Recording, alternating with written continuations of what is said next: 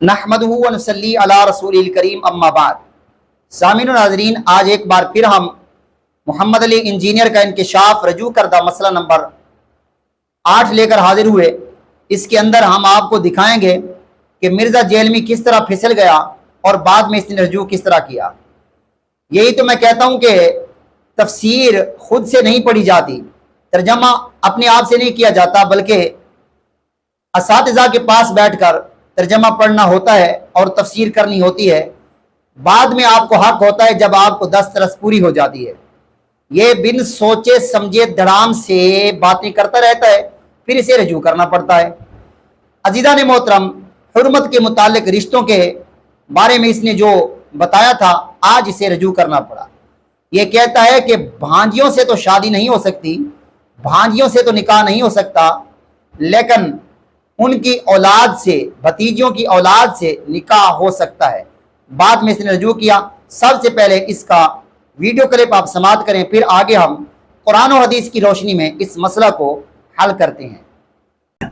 इसी की आप एक्सटेंशन कर लें। ये जो पिछले हफ्ते हमारी एक पोस्ट भी अपलोड हुई थी, रुजू नंबर 8 कह लें उसे, वो हुर्मत वाले रिश्तों से मुतालिक, क्योंकि इसके साथ ही आप इसको जोड़ेंगे तो आपको फिर एनालॉजी बनाने में आसानी हो जाएगी कि ये एनालॉजी साहबे कराम से भी मिस हैंडलिंग हो जाती थी। वो हुर्मत वाले जो रिश्ते रिपोर्ट हुए हैं ना, सूरत निसा की आयत नंबर 23 के अंदर, उनके कॉन्टेक्स्ट में मैंने बयान किया था। मुझे पर्ची आई तो मैंने वो पर्ची पढ़ी, उसमें था कि क्या भतीजी और भांजी की जो आगे से औलाद है उसके साथ रिश्ता हो सकता है। तो मैंने कहा था कि हाँ हो सकता है, इसलिए कि उसका बाप अलग है। और मैंने कयास किया कि खाला और फूफी के साथ रिश्ता नहीं हो सकता, लेकिन खाला और फूफी की औलाद के साथ आपका रिश्ता हो जाता है, इसलिए कि उसका बाप अलग है। दूर दराज की तफसीर में ना मुझे ये मिला, बाज लोगों ने आगे लिख दिया कि भतीजी और भांजी की जो औलाद है ना, वो भी भतीजी और भांजी के हुक्म में ही दाखिल होगी। और साथ लिखा हुआ इस पर इजमा है, यानी कुरान और सुन्नत की दलील नहीं है, ये नस्ल दर नस्ल मुसलमानों ने इजमा से इस आयत की तफसीर यही समझी है।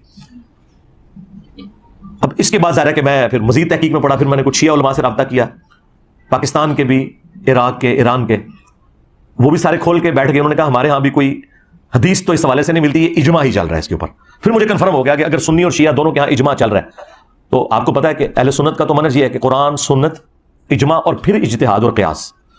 तो फिर मैंने पूरी तसल्ली करने के बाद आपने देखा उस पोस्ट पे लिखा, और मैंने पूरी उसकी दलील लिखी कि जिस तरह खाला और फूफी अगरचे महरम रिश्ते हैं लेकिन उनकी औलाद आपके लिए हलाल है, ये एनालॉजी आपकी भतीजी और भांजी पे नहीं लगेगी। अगरचे भतीजी और भांजी महरम रिश्ते हैं लेकिन उनकी औलाद आपकी अपनी सगी औलाद की तरह काउंट होगी।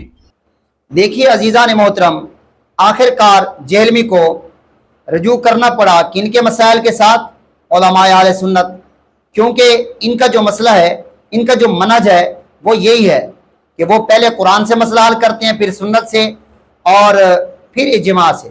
अजीज़ा ने मोहतरम, ये आया मुबारक 23 जो है, हुर्रिमत अलैकुम उम्महातुकुम, तुम पर हराम कर दी गई तुम्हारी माएँ। नसब की वजह से 7 औरतें हराम हैं, वो ये हैं माँ, इसी तरह वो औरत जिसकी तरफ बाप या माँ के ज़रिए से नसब बनता हो, यानी दादियाँ और नानियाँ, ख्वाह करीब हों या दूर की, सब माएँ हैं और अपनी वालदा के हुक्म में दाखिल है। सुतेली माओं की हुर्मत का जिक्र तो इससे पिछली आयत में है। बेटी, पोतियाँ और नवासियाँ किसी दर्जा की हों, बेटियों में दाखिल हैं। बहन, फूफी, खाला, भतीजी, भांजी, इसमें भांजियाँ, भतीजियाँ और इनकी औलाद भी दाखिल है। खुलासा ये है कि अपनी औलाद और अपने उसूल हराम है। व इन तजमऊ बैनल उख्तैनी, और 2 बहनों को इकट्ठा करना, यानी एक बहन निकाह में मौजूद है और दूसरी से निकाह कर लेना, यह हराम है। और हदीस शरीफ में फूफी, भतीजी और खाला, भांजी को निकाह में जमा करना भी हराम फरमाया गया। अजीज़ा ने मोहतरम, अल्लाह तबारक व तआला सही कुरान मजीद की तफसीर समझने की तौफीक अता फरमाए। और मिर्जा जेलमी बाद में रजू कर लेता है, यही तो हम कहते चले आ रहे हैं, जेलमी तो आज ही रजू कर ले। आला हजरत ने फरमाया है, आज ले उनकी पनाह, आज मदद मांग उनसे, फिर न मानेंगे कयामत में अगर मान गया। अल्लाह अकबर। ये शर्म सारी मिर्जा जेलमी को हो रही है, लेकिन बेशर्मी के साथ इसके फॉलोअर्स नीचे कमेंट्स करते हैं, जी इन्होंने तो माशाअल्लाह रजू कर लिया, आपके बाबों ने क्यों नहीं रजू किया चिश्ती रसूलुल्लाह वाले मसले पर। और मैंने कहा चिश्ती रसूलुल्लाह मसला जो है वो आपने घड़ लिया है, या होगा भी तो जिस तरह से आप मनहज बयान करते हैं ऐसे नहीं है। لیکن میں تو تمہارے بابے کی زبانی غلطیاں پکڑ کر تمہارے سامنے رکھتا ہوں اور تم اب چیختے ہو. چیخو نہیں, اپنے بابا کے جو غلط کارنامے ہیں ان کو مانے جیسے آپ کا بابا مان رہا ہے. گھبرے نہیں, علماء اہل سنت کی محنتیں رنگ لا رہی ہیں, یہ مزید انشاءاللہ رجوع کرتا چلائے گا. اگر اس نے تمام مسائل پر رجوع کر لیا تو ہمارا اختلاف بھی ختم, پھر مرزا ہمارا بھائی بن جائے گا. توبہ کرے تمام مشرکات باتوں سے, تمام لغویات باتوں سے, تمام گستاخانہ باتوں سے, تمام کفریہ جملوں سے. یہ توبہ کر لے تو پھر مرزا ہمارا بھائی ہے, ہم اس کے ساتھ مل کر دین کا کام کریں گے.